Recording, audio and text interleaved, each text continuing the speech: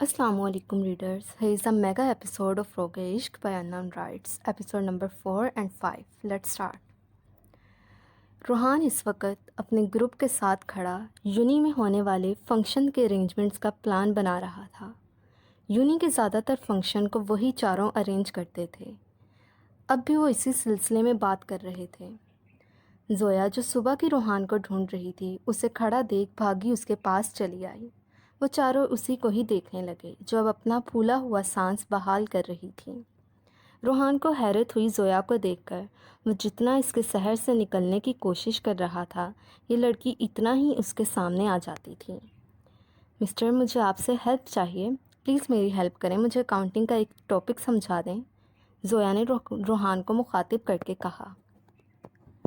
Sorry مس، میں busy ہوں، آپ کو اگر پرابلم ہے تو سر سے سمجھیں جا کے، میں آپ کا ٹیچر نہیں ہوں۔ روحان جو پہلے ہی اپنی عجیب فیلنگز پر جھنجھلایا ہوا تھا تڑک کر بولا۔ زویا ایسے جواب کی توقع نہیں کر رہی تھی لیکن پھر بولی، پلیز پلیز روحان، مجھے سمجھا دیں، اگر مجھے سر کی سمجھ آئی ہوتی تو میں آپ کے پاس کیوں آتی؟ آپ مجھے سمجھا دیں، میں آپ کو بریانی کھلا دوں گی، بلکہ بریانی چھوڑیں، کافی کر لیتے ہیں، وہ مجھے بھی پسند ہے۔ زویا اپنی عادت کے تحت نان اسٹاپ بولی۔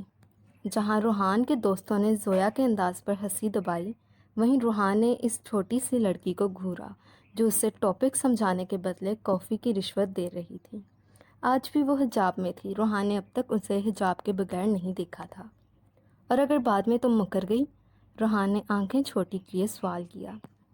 نہیں مکروں گی، پکا، اس نے معصومیت سے آنکھیں گھما کر جواب دیا۔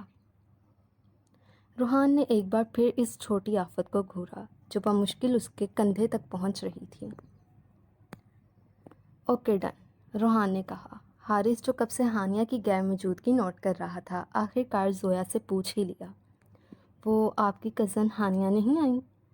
اس کے سوال کرنے پر اس کے تینوں دوستوں نے اس کی طرف اس انداز سے دیکھا کہ حارث گڑبڑا کر وضاحت دینے پر مجبور ہو گیا۔ میرا مطلب آپ دونوں ایک ساتھ رہتی ہیں نا، آج وہ نظر نہیں آ رہی؟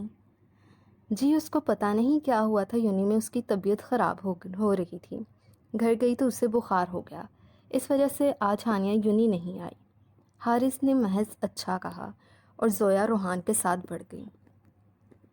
زویا جو روحان کے سمجھانے کے بعد اب بڑے مزے سے خود سالو کر رہی تھی، اس بات سے بے خبر تھی کہ وہ کسی کی گہری نظروں کے حصار میں ہے۔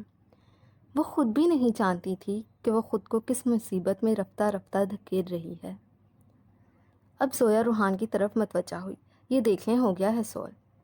روحان نے نظریں زویا سے ہٹا کر رجسٹر کی طرف مرکوز کیں۔ ٹھیک ہے، اب میں چلتا ہوں، وہ کہہ کر اٹھ گیا۔ ارے ایسے کیسے، کافی پی کر جائیے گا۔ زویا فوراً روحان کے آگے آئی۔ پھر کبھی روحان جو اب اور اس کے شہر میں نہیں کھونا چاہتا تھا انکار کرنا چاہا، پر زویا اس کی بات کاٹ کر بولی، کچھ نہیں ہوتا، 10 منٹ سے، مجھے بھی پینی ہے، آ جائیں۔ وہی کہتی اپنا بیگ پکڑے کینٹین کی جانب بڑھ گئی۔ روحان بھی اس کے پیچھے ہی بڑھ گیا۔ زویا نے اپنے لیے بلیک کافی آرڈر کی بغیر چینی کے۔ روحان حیران ہوا، کافی تو وہ بھی بلیک ہی پیتا تھا، تو ان کی یہ عادت ایک جیسی تھی؟ بے اختیار وہ مسکرایا اور اپنے لیے بھی بلیک کافی ہی منگوا لی۔ زویا بڑے مزے سے بلیک کافی پینے میں مصروف تھی، جبکہ روحان اس کے چہرے کو دیکھ کر سوچ رہا تھا کہ جیسا روحان کے ساتھ ہو رہا ہے وہ سنبھل جائے، نہیں تو اس لڑکی کے لیے بہت برا ہوگا۔ روحان جو مسز شرمین اور ریاست صاحب کے ساتھ بیٹھا ڈنر کرنے میں مصروف تھا، ریاست صاحب کے مخاطب کرنے پر ان کی طرف متوجہ ہوا۔ اور روحان، یونی کے بعد کیا ارادہ ہے؟ اب 2 ہی سیمسٹرز رہ گئے ہیں، ریاست صاحب نے کہا۔ جی ڈیڈ، اس کے بعد MBA کرنے کا ارادہ ہے، پھر اپنا بزنس کروں گا، روحان نے جواب دیا۔ برخوردار، جو تمہارے باپ نے بزنس امپائر کھڑی کی ہوئی ہے اس کا کیا؟ ریاست صاحب نے کہا۔ ڈیڈ، وہ بھی دیکھ لوں گا، لیکن مجھے خود کچھ کرنا ہے، روحان نے ایک عزم کے ساتھ جواب دیا۔ چلو برخوردار، جس طرح تمہیں بہتر لگے، ریاست صاحب نے شائستگی سے کہا۔ روحان بھی جی اچھا کہہ کر کھانا کھانے لگا۔ روحان اب اپنے محل نما گھر کے ایک کمرے میں موجود تھا جہاں ہر قسم کی ایکسرسائز مشین موجود تھی۔ وہ کمرہ کم جم زیادہ لگ رہا تھا۔ روحان نے اپنے گھر میں ہی جم بنا رکھا تھا۔ وہ جب بھی غصے میں ہوتا تو یہیں پایا جاتا تھا۔ اب بھی رات کے 1 بجے وہ جم میں تھا۔ پنچنگ بیگ پر ایک کے بعد ایک پنچ رسید کر رہا تھا۔ وہ نیلی جینز میں ملبوس تھا، بغیر شرٹ کے۔ اس کا چوڑا وجود پسینے سے تر تھا۔ لگاتار کئی پنچ مارنے کی وجہ سے اس کے ہاتھوں پر زخم ہو چکے تھے، لیکن پرواہ کسے تھی؟ وہ لگاتار پنچنگ کر رہا تھا۔ مجھے روحان ملک کو کبھی محبت نہیں ہو سکتی۔ میں نے اپنے دل و دماغ کو بھی یہ اختیار نہیں دیا کہ وہ مجھ سے اپنی بات منوائیں۔ تم کیوں میرے حواسوں پہ چھاتی جا رہی ہو؟ میں جتنا تم سے دور جانے کی کوشش کر رہا ہوں، تم اتنی میرے حواسوں پر سوار ہو جاتی ہو۔ تمہیں دیکھ کر میں کیوں تمہاری طرف کھنچا چلا جاتا ہوں؟ ہر چیز، ہر بات میرے روحان ملک کے اختیار میں ہونی چاہیے۔ تمہیں دیکھ کر کیوں میں اپنے اختیار کھونے لگتا ہوں؟ وہ زویا کو تصور میں لاتے اونچی آواز میں چیخ رہا تھا۔ اب اس کے پنچ کی رفتار اور بڑھ گئی تھی۔ جم کے ساؤنڈ پروف ہونے کی وجہ سے آواز باہر نہیں جا رہی تھی۔ اگر روحان کو کوئی اس حال میں دیکھ لیتا تو ضرور اسے پاگل تصور کرتا۔ ہانیہ یار بات سن، تو نے کیا یونی میں کوئی جن دیکھ لیا ہے جو 2 دن سے بخار میں تپ رہی ہے؟ زویا نے کمفرٹر میں لیٹی ہانیہ سے کہا۔ جن سے بھی ڈرونی چیز دیکھ لی تھی، ہانیہ منہ میں بڑبڑائی۔ کیا؟ اونچی تو بول، زویا نے کہا۔ یار ہانیہ ویسے روحان لوگ کتنے اچھے ہیں نا، اور حارث یار وہ تو کمال کے بندے ہیں۔ مجھے ان سب میں سے سب سے زیادہ ڈیسنٹ وہ لگے، نہ ہی زیادہ بولتے ہیں، بس اپنے کام سے کام رکھتے ہیں۔ ہانیہ جو کب سے ضبط سے مٹھیاں بھینچے لیٹی تھی اب پھٹ پڑی۔ زویا بس کرو اپنا حارث نامہ، کوئی اور ٹاپک نہیں ہے کہ تمہارے پاس بات کرنے کے لیے؟ اور تمہیں اس حارث میں نظر کیا آیا ہے؟ کھڑوس انسان ہے وہ۔ چلو بھاگو اب میرے کمرے سے، مجھے سونا ہے۔ ہاں جا رہی ہوں، منہ کیوں بنا رہی ہو؟ وہ کہتے ہوئے دروازے سے باہر چلی گئی۔ ہانیہ نے ابھی کروٹ بدلی ہی تھی کہ زویا کی آواز پھر اس کی سماعتوں سے ٹکرائی۔ ہانیہ، ویسے حارث بھائی کے بارے میں سوچنا ضرور، مجھے وہ پسند آئے ہیں۔ کتنا اچھا لگے گا نا انہیں حارث جیجو کہنا۔ زویا کی بات پر تو ہانیہ کا خون ہی کھول اٹھا۔ اس نے اپنے سائڈ سے کشن اٹھا کر زویا کو مارا۔ زویا، جس نے دروازے سے تھوڑا سا منہ نکالا ہوا تھا، دروازہ بند کر کے فوراً ہنستی ہوئی بھاگی۔ ہانیہ کو زویا کی کہی بات آئی، ڈیسنٹ بندہ۔ اس ڈیسنٹ بندے سے وہ اچھی طرح واقف ہو چکی تھی۔ بے ساختہ اس نے جھرجھلی لی۔ جنگلی انسان، سر جھٹکتے وہ سوتی بنی۔ آج یونی میں صبح سے ہی روحان بہت خاموش تھا۔ حارث جو صبح سے اسے نوٹ کر رہا تھا اب بول ہی پڑا۔ روحان، کچھ ہوا ہے؟ ذیشان اور علی بھی اب اس کی طرف متوجہ ہوئے تھے۔ حارث کو روحان کے زخمی ہاتھ دیکھ کر اتنا تو پتہ چل چکا تھا کہ موصوف نے پھر غصے میں اپنا برا حال کیا ہے۔ وہ پہلے بھی ایسے ہی کرتا تھا، لیکن بعد میں نارمل ہو جاتا تھا۔ پر آج وہ خاموش تھا، شاید طوفان سے پہلے کی خاموشی۔ روحان نے حارث کی طرف دیکھا۔ نہیں، کچھ نہیں ہوا، روحان نے بے تاثر لہجے میں جواب دیا۔ حارث محض سر ہلا کر رہ گیا۔ زویا، میں کہہ رہی ہوں رک جاؤ۔ زویا رکو، مجھے اسائنمنٹ واپس کرو۔ زویا پلیز، وہ میری اسائنمنٹ نہیں ہے، میں نے اسامہ کو واپس کرنی ہے، تم خراب نہ کر دینا۔ ہانیہ جو کب سے زویا کو پکڑنے کی کوشش کر رہی تھی، اب تو آوازیں دے کر بھی اس کی بس ہو چکی تھی۔ نہیں دوں گی بے وفا عورت، عفان نے تمہیں پرپوز کیا تھا اور تم نے مجھے بتانا بھی ضروری نہیں سمجھا۔ میں تم سے ناراض ہوں۔ زویا بھی اب تھوڑا برہم ہو کر بولی۔ آخر وہ کیسے برداشت کرتی کہ ہانیہ نے اسے بات نہیں بتائی اور اسے دوسرے کلاس فیلو سے بات پتہ چلی تھی۔ یار میں بتانے ہی والی تھی کہ ذہن سے نکل گیا، اور ویسے بھی میں نے ریجیکٹ کر دیا تھا۔ ہانیہ نے اپنی صفائی پیش کی۔ اچھا بتاؤ کیسے مانو گی؟ ہانیہ نے اب ہار مانتے پوچھا تھا۔ اب وہ اور نہیں بھاگ سکتی تھی۔ زویا رکی، اس کی آنکھیں چمک رہی تھیں۔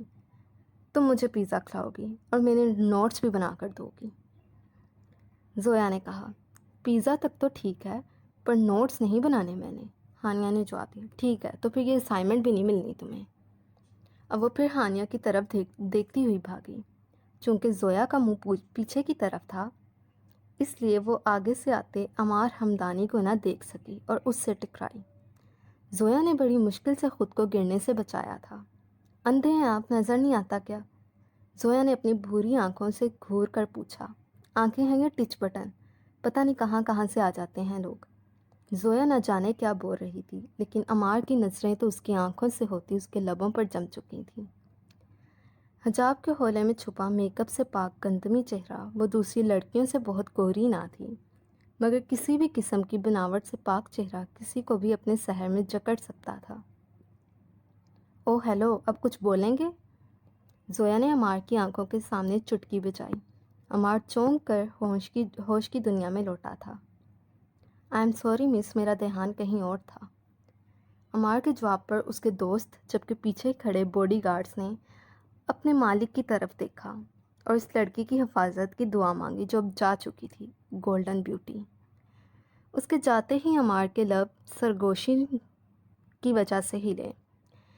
دانیال 20 منٹ ہیں، مجھے اس لڑکی کی ساری انفارمیشن چاہیے، عمار نے اپنے دوست سے کہا۔ یار وہ ایسی لڑکی نہیں لگ رہی، اسی لیے تو اس کے شکار میں مزہ آئے گا۔ تجھے جتنا کہا ہے اتنا کر، عمار نے غصے سے کہا۔ کل یونی میں فنکشن تھا اور روحان لوگ بیٹھے مختلف ڈراموں وغیرہ میں حصہ لینے والوں کے نام کی لسٹ بنانے میں مصروف تھے۔ حارث ہانیہ کا نام دیکھ کر چونکا، جس کا لیلا مجنو کے ٹیبلو میں مین رول لیلا کا تھا۔ ہانیہ کے ساتھ مجنو کا لیڈ رول عفان کر رہا تھا۔ کئی بل تیزی سے حارث کی کشادہ پیشانی پر پڑے۔ یہ وہی لڑکا تھا جس کے ساتھ ہانیہ اس دن باتیں کر رہی تھی۔ حارث نے اس کی پوری انفو نکالی تھی۔ اب حارث کو رہ رہ کر غصہ آ رہا تھا۔ حارث کو تو اس دن سے ہی ہانیہ پر ٹکی عفان کی پرشوق نظریں بار بار غصہ دلانے کا سبب بن رہی تھی، اور اب ان دونوں کا ایک ساتھ ٹیبلو کرنا اور رول بھی لیلا مجنو کا۔ غصے کی وجہ سے حارث کی رگیں پھول چکی تھیں۔ ہانیہ اور زویا جو گراؤنڈ سے گزر رہے تھے، ان چاروں کو یہاں بیٹھے دیکھا تو اسی طرف آ گئیں۔ السلام علیکم، زویا نے چہکتے ہوئے سلام کیا۔ سب ان کی طرف متوجہ ہوئے اور جواب دیا۔ روحان نے ایک نظر زویا کی طرف دیکھا اور اٹھ پڑا۔ آج وہ گلابی سوٹ میں خود بھی گلاب کا پھول لگ رہی تھی۔ روحان نے فیصلہ کر لیا تھا وہ اس جادوگرنی سے اب فاصلے پر رہے گا۔ یار مجھے کام ہے، میں بعد میں تم لوگوں کو جوائن کرتا ہوں، روحان نے کہا اور چلا گیا۔ ارے ان کو کیا ہوا؟ زویا نے حیرت سے دریافت کیا۔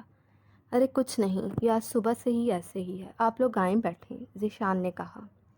حارث تو ہانیہ کو دیکھ کر ہی کھل اٹھا تھا، پر اس کے ٹیبلو کرنے کا سوچ کر نئے سرے سے اس لڑکی پر غصہ آیا۔ ہانیہ اب کیسی طبیعت ہے آپ کی؟ زویا نے بتایا تھا آپ کی طبیعت کافی خراب تھی، حارث نے بڑے نارمل انداز میں دریافت کیا، حالانکہ وہ جانتا تھا وہ اس کی وجہ سے کافی ڈر گئی تھی۔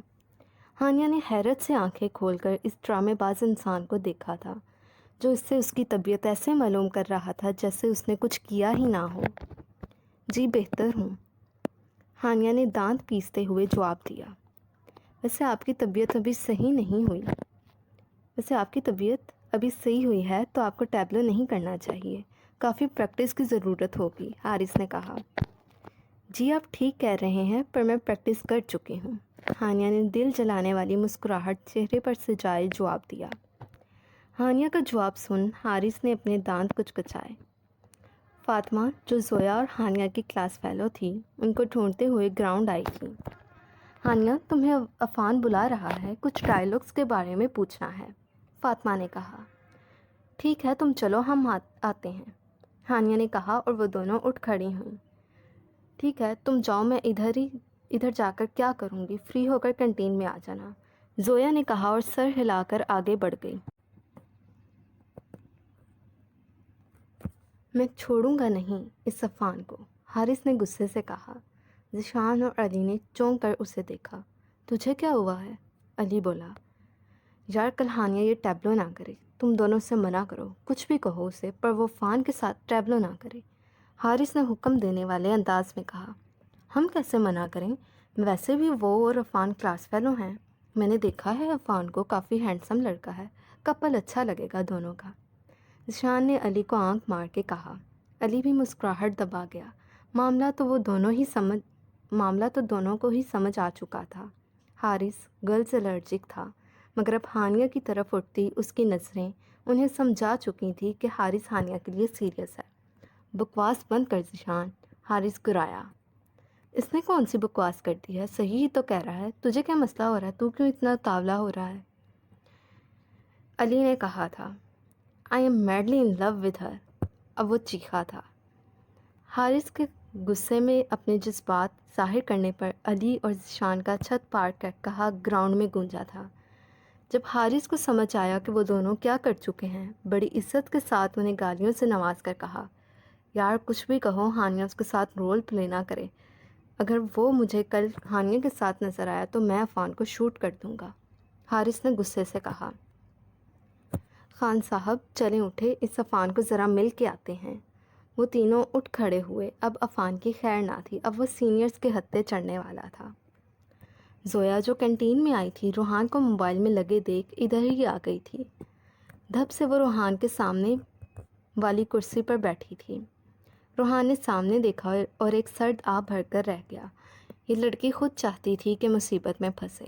وہ اٹھ کر جانے لگا۔ ارے مسٹر، کدھر چلے؟ سنا ہے آج صبح سے کوئی روگ دل کو لگائے بیٹھے ہیں۔ بہت خاموش رہتے ہو آج کل، کوئی بات دل پہ لگی ہے یا دل ہی کسی سے لگا بیٹھے ہو؟ زویا نے شرارت سے شعر پڑھا۔ روحان نے ذرا زور سے ٹیبل پر ہاتھ مارتے کہا، آخر تمہارا مسئلہ کیا ہے؟ جب کوئی بات نہیں کر رہا تو کیوں بار بار اس کے سامنے آ رہی ہو؟ زویا تو بات سن ہی نہیں رہی تھی۔ اس کا دھیان تو سارا روحان کے ہاتھ پر پڑے زخموں پر تھا، جو کافی گہرے تھے، لیکن ان پر کوئی مرہم نہیں لگایا گیا تھا۔ روحان، یہ کیا ہوا ہے؟ زویا نے فکر مندی سے پوچھا۔ یہ لڑکی ڈھیڑ تھی۔ اپنی کسی بات کا کوئی اثر نہ ہوتے دیکھ روحان خاموشی سے مڑ گیا۔ رکیں، آپ ایسے نہیں جا سکتے، زویا نے اس کے ساتھ چلتے کہا، اور چلتے ہوئے ہی بیگ سے بینڈیج نکالی۔ روحان اب لمبے لمبے ڈگ بھرنا شروع ہو گیا۔ زویا بمشکل بھاگتی ہوئی اس تک پہنچی تھی۔ روحان پلیز یہ لگا لیں، زخم گہرا ہے، خراب نہ ہو جائے۔ اب زویا ملتجی ہوئی، اور روحان ملک کے خود پر ایک بار پھر سارے اختیار ختم ہوئے تھے۔ اس نے خاموشی سے اپنا ہاتھ زویا کے سامنے کر دیا۔ زویا بڑی احتیاط کے ساتھ روحان کے ہاتھوں پر بینڈیج لگا رہی تھی کہ اچانک اس کا ہاتھ روحان کے ہاتھ سے ٹکرایا۔ زویا نے ایک دم اپنا ہاتھ پیچھے کیا۔ کرنٹ تو روحان کو بھی لگا تھا، لیکن وہ بے تعلق بنا کھڑا رہا، پر نظر بھٹک کر اس لڑکی کے چہرے کی طرف جا رہی تھی۔ وہ زویا کے چہرے کو والہانہ نظروں سے تک رہا تھا۔ روحان نے مشرقی اور مغربی دونوں حسن دیکھ رکھے تھے،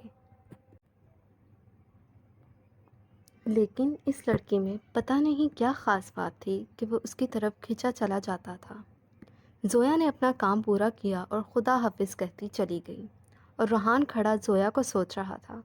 زخم کی وجہ بھی یہی تھی، اور یہ جادوگرنی مرہم بھی خود ہی رکھ کے گئی ہے۔ حارث کب سے شرافت کے ساتھ عفان کو مجنوں کا رول کرنے سے منع کر رہا تھا، پر وہ نہیں مان رہا تھا۔ اب اس کے صبر کا پیمانہ لبریز ہوا تھا۔ اس کا بھاری ہاتھ جو عفان کا گال سجھانے والا تھا، علی کے آگے آنے پر رکا تھا۔ پلیز بھائی، کیوں اپنی جان کا دشمن بنا ہوا ہے؟ اس خان کو دیکھ رہا ہے؟ تجھے شوٹ کر دے گا اگر تو نے ہانیہ کے ساتھ ٹیبلو کیا۔ ایک رول ہی تو ہے، اپنی جان عزیز نہیں تجھے؟ عفان جو خود حارث کے تیور دیکھ کر گھبرا گیا تھا، اب رول نہ کرنے پر راضی ہو گیا۔ بالآخر ان تینوں نے پلاننگ کے تحت عفان کو ڈرا دھمکا کر رول کرنے سے روک لیا تھا۔ اب تم پروفیسر کو جا کے کہو گے کہ میں یہ رول نہیں کر سکتا، حارث نے سرد برفیلے لہجے میں کہا۔ چلو جاؤ، میرا منہ کیا دیکھ رہے ہو؟ حارث نے عفان کو گھورتے ہوئے کہا۔ عفان کے جاتے ساتھ ہی تینوں کا کہکہا گونجا تھا۔ سر میں یہ ٹیبلو نہیں کر سکتا، عفان نے سامنے کھڑے پروفیسر سے کہا، جن کے ساتھ ہانیہ اور دوسرے اسٹوڈنٹس بھی کھڑے تھے۔ عفان، یہ بات ہمیں اب بتا رہے ہیں؟ کل فنکشن ہے، کہاں سے اب نیو پارٹیسپینٹ لے کر آئیں؟ پروفیسر نے ذرا برہمی سے کہا۔ Sir if you don't mind, میں یہ رول پلے کر سکتا ہوں۔ کلاس میں چھائے سکوت کو حارث کی بھاری آواز نے توڑا۔ اس سے بیسٹ کیا ہوگا حارث؟ اب یہ پرفارمنس آپ کے ذمہ ہے، آپ خود ہی باقی سب کے رول اور ڈائلاگس دیکھ لینا۔ ہانیہ کے ڈائلاگس میں کچھ ایشو ہے، آپ بتا دیجیے گا۔ وہ اپنی بات مکمل کر کے ہال سے باہر چلے گئے۔ پروفیسر، جو حارث لوگوں کے گروپ کو اچھی طرح جانتے تھے، جو پڑھائی کے ساتھ دوسری سرگرمیوں میں بھی ٹاپ پر ہوتے تھے، وہ حارث کو انکار کر ہی نہیں سکتے تھے، سو وہ اسے دوسرے اسٹوڈنٹس کو بھی پریکٹس کروانے کا کہہ کر چلے گئے۔ وہ جانتے تھے اب حارث اس پرفارمنس کو بیسٹ بنا دے گا۔ آپ سب بھی جائیں، میں اپنی اسکرپٹ کی پریکٹس کر لوں، دین ہم فائنل پریکٹس کریں گے۔ حارث نے باقی سب کو بھی ہال سے بھیجا تھا۔ اب ہانیہ اور حارث اکیلے ہال میں موجود تھے۔ ہانیہ، جو سارے واقعے کی وجہ سے شوق میں تھی، ایک دم سے باہر نکلنے کو بھاگی۔ سر بات سنیں، مجھے یہ رول نہیں کرنا۔ ہانیہ آواز دیتی دروازے کی جانب بڑھی تھی۔ حارث نے پھرتی سے اس کی کمر میں بازو حائل کرتے اسے اپنی طرف کھینچا اور دروازہ بند کیا تھا۔ ہانیہ کی پشت حارث کے سینے سے لگی تھی۔ کچھ سیکنڈ تو ہانیہ کو سمجھ ہی نہ آیا کہ ہوا کیا ہے۔ اب حارث ہانیہ کو دیوار کے ساتھ پن کرتے، اس کے دونوں ہاتھ اپنی گرفت میں لیتے اس کے سر کے اوپر پن کر گیا۔ ان دونوں میں فاصلہ نہ ہونے کے برابر تھا۔ اگر ہانیہ ذرا سا بھی ہلتی تو ضرور حارث سے ٹکرا جاتی۔ ہانیہ خوف کے باعث آنکھوں کے ساتھ اپنا سانس بھی روک چکی تھی۔ کچھ سیکنڈز بعد ہانیہ کا چہرہ سرخ پڑ چکا تھا۔ ہانی جان، ٹیک بریتھ، حارث نے کہا۔ لیکن ہانیہ ہنوز سانس روک کے کھڑی تھی۔ ہانی، آئی سویئر، اگر اب تم نے سانس نہ لیا تو میں خود اپنی جان کی سانسیں روکوں گا، حارث نے گمگیر لہجے میں کہا۔ حارث کی زمائنی بات سن کر ہانیہ فوراً لمبے لمبے سانس بھرنے لگی۔ کیا کہا تھا میں نے کہ ٹیبلو نہ کرو؟ اب یہ میری بات نہ ماننے کی سزا ہے۔ منع کیا تھا اس صفان سے دور رہنا، اور تم اس کے ساتھ ٹیبلو کرنے چلی تھی۔ ہنس کے یا رو کے، ٹیبلو تو اب تمہیں میرے ساتھ ہی کرنا پڑے گا۔ حارث کی گرم سانسیں ہانیہ کے چہرے سے ٹکرا رہی تھیں۔ مہنگے مردانہ کلون کی خوشبو ہانیہ کے حواسوں پر چھا رہی تھی۔ ہانیہ کو لگ رہا تھا کہ اب بس وہ گرنے والی ہے۔ اس کی پیشانی پر پسینے کی بوندیں دیکھ حارث مسکرایا اور پیچھے ہو گیا۔ اس کے پیچھے ہوتے ہی ہانیہ پاس پڑی کرسی پر گرنے کے انداز میں بیٹھی اور اپنی تیز رفتار دھڑکتے دل پر ہاتھ رکھا۔ حارث نے پاس پڑی بوتل اس کی جانب بڑھائی۔ پانی پی لو، بے ہوش نہ ہو جانا، حارث نے مسکراتے لہجے میں کہا۔ ہانیہ چپ چاپ بوتل پکڑ کر آدھے سے زیادہ پانی ایک ہی سانس میں پی چکی تھی۔ ابھی تو میں نے کچھ کیا ہی نہیں، تو یہ حال ہے، شادی کے بعد محترمہ کا کیا حال ہوگا، حارث نے سوچا۔ آئی ایم شیور اب تمہیں میری بات اچھے سے سمجھ آ گئی ہوگی۔ آئندہ تم مجھے کسی لڑکے کے پاس نظر نہ آؤ، حارث نے کہا۔ ہانیہ نے خوفزدہ نظروں سے اس کے چہرے کو دیکھ کر ہاں میں سر ہلایا۔ ہانیہ، پلیز مجھ سے ڈرا نہ کرو، حارث نے اس کی خوفزدہ آنکھوں کو دیکھتے کہا اور اس کی طرف بڑھا۔ پلیز پلیز میرے پاس نہ آئیں۔ ہانیہ اب کرسی سے اٹھ کر دور گئی تھی۔ وہ باقاعدہ ہانیہ کے آنسو لڑیوں کی صورت نکل کر اس کا چہرہ بھگو رہے تھے۔ اوکے ریلیکس ہانی، میں نہیں آ رہا، آنسو صاف کرو اور آ جاؤ پریکٹس کریں، حارث نے دور سے ہی اسے کہا۔ وہ بھاگتی ہوئی ہال سے باہر نکلی تھی۔ حارث ایک آہ بھر کر رہ گیا۔ پتہ نہیں یہ لڑکی اتنی ڈرپوک ہے، خود سے کہہ کر وہ بھی کلاس سے نکلا تھا۔